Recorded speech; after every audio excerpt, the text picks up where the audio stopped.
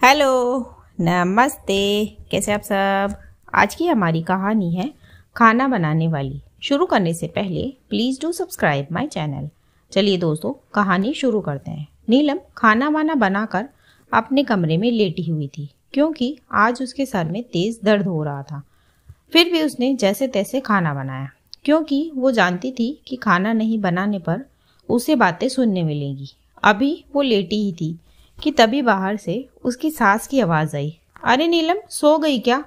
वो अमित जी काम से आए हैं, उनके लिए खाना बना दो। एक काम करो, 4 चपाती और सूखे आलू की सब्जी के साथ थोड़े पकोड़े भी बना दो, रमा जी अपनी बहू से बोली। तब नीलम बोली, मम्मी जी मेरे सर में तेज़ दर्द है, आज आप दीदी रोशनी से बोल दीजिए ना खाना बनाने की। नीलम रमा जी के बेटे सुनील की पत्नी है। उसकी फैमिली में उसके पति और सास के अलावा उसकी नंद रोशनी और उसका पति अमित भी है। दरअसल रोशनी अपने मायके में ही रहती है, क्योंकि वो शादी से पहले ही जॉब करती थी। वो एक सरकारी टीचर है और इसी बात का उसे घमंड है। तो शादी होते ही वो अपने पति के साथ यहीं रहने लगी और पति को भी यही काम पर लगवा दिया। खैर, फिर रमा जी बोली, अरे तो क्या हुआ, सर में दर्द है तो खाना तो बनाना पड़ेगा। पहले खाना बना दो, फिर सोती रहना। वैसे भी तुम तो दिन भर घर पर ही रहती हो, रोशनी कैसे खाना बना सकती है? वो आराम कर रही है, दिन भर काम करती है, तुम्हारी तरह फ्री का नहीं खाती। माँ बस बहुत हो गया, अब की बार सुनील बोला।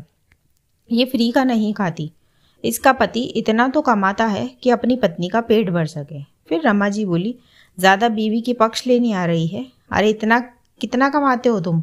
रोशनी की सरकारी नौकरी है। फिर सुनील बोला, होगी नौकरी, वो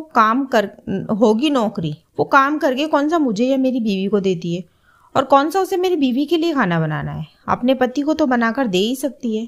ये तो आपने इसे यहाँ रखा हुआ है, वरना ससुराल में होती तो सास ससुर पति सबका काम करना पड़ता, और मेरी बीवी को आपने खाना बनाने वाली समझ रखा है, जो ये बीमारी में भी उठकर खाना बनाएगी। आज सुनील के सब्र का बांध टूट गया। वो देखता आ रहा था कि उसकी बहन और माँ नीलम की ज़रा भी मदद नहीं करती। वो ये भी जानता था कि रोशनी काम से बचने के लिए ही मायके में रहती है और रमा जी उसे पूरा पूरा सपोर्ट करती है। सुनील ने कई बार तभी ज़मान में रमा जी से ये सारी बातें कही भी, पर हर बार उसे डांट कर चुप करवा दिया गया, और सुनील भी घर में शांति बनी रहे इसलिए हर बार चुप हो जाता था। पर आज जब उसकी पत्नी को बीमारी में भी उठकर खाना बनाने को कहा गया, तब उससे चुप नहीं रहा गया। आज उसने अपने घर की शांति की बजाय अपने पत्नी को चुना। फिर इतना सुनते ही रमा जी बोली, ठीक है, तो तुझे यही लगता है तो यही सही, पर कल से तुम दोनों अपनी रसोई अलग कर लेना, अपना कमाया ही खाना और अपनी बीवी को भी अपना कमाया ही खिलाना। रमा जी को लगा था कि अलग होने की बात सुनकर सुनील नीलम से खाना बनवा देगा। फिर सुनील बोला, ठीक है माँ, जैसा आप कहे। ये सुनकर रमा जी चौंक गई, उनका दाव उल्टा पड़ गया था, और अगले दिन सच में सुनील जाकर अपना राशन अलग ले आया और रमा जी देखती रह गई। अब रमा जी बेटी जवाई के साथ रहती और नीलम और सुनील अलग। अब रमा जी को ही सारा काम करना पड़ता।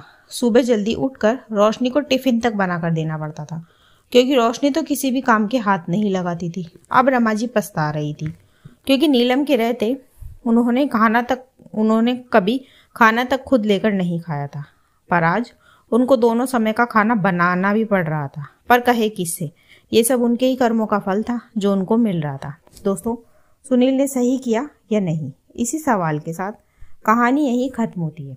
कहानी आपको कैसी लगी मुझे कमेंट बॉक्स में ज़रूर बताएं। ऐसी ही और कहानियाँ सुनने के लिए मेरे चैनल KNYK हिंदी कहानियाँ को सब्सक्राइब ज़रूर करें। थैंक यू सो मच दोस्तों, thanks for watching. Do like, share and subscribe my channel. Thank you so much.